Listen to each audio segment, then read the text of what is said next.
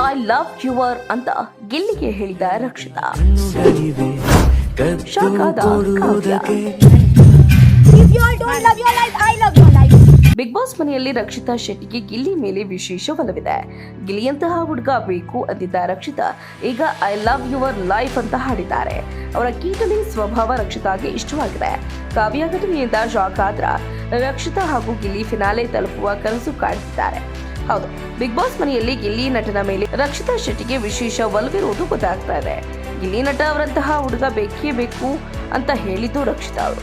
ಈಗ ಗಿಲ್ಲಿ ನಟ ಅವರು ಐ ಲವ್ ಯುವರ್ ಲೈಫ್ ಅಂತ ಹಾಡು ಹೇಳಿದ್ದಾರೆ. ಇದನ್ನ ಕೇಳಿ ಕಾವ್ಯ ಶಾಕ್ ಆಗಿದ್ದಾರೆ. ರಕ್ಷಿತಾ ಏನು ಹೇಳ್ತಿದ್ದಾರೆ ಅನ್ನೋದನ್ನ ಅರ್ಥೈಸಿಕೊಳ್ಳೋದಕ್ಕೆ ಅವರಿಗೆ ಸ್ವಲ್ಪ ಸಮಯವೇ ಬೇಕಾಯಿತು, ಹೌದಲ್ವಾ? ಯಾಕಂತಂದ್ರೆ ಈ ಬಿಗ್ ಬಾಸ್ ಸೀಸನ್ ಕನ್ನಡ 12ರಲ್ಲಿ ರಕ್ಷಿತಾ ಹಾಗೂ ಗಿಲ್ಲಿ ಇಬ್ರು ಭರ್ಜರಿ ಮನರಂಜನೆಯ ಕೊಡ್ತಿದ್ದಾರೆ. ರಕ್ಷಿತಾ ಶೆಟ್ಟಿ ಆರಂಭದಲ್ಲಿ ಒಂದು ರೀತಿ ಇದ್ರು, ಆದ್ರೆ ಈಗ ಅವರ ಆಟ ಸಂಪೂರ್ಣ ಬದಲಾಗಿದೆ.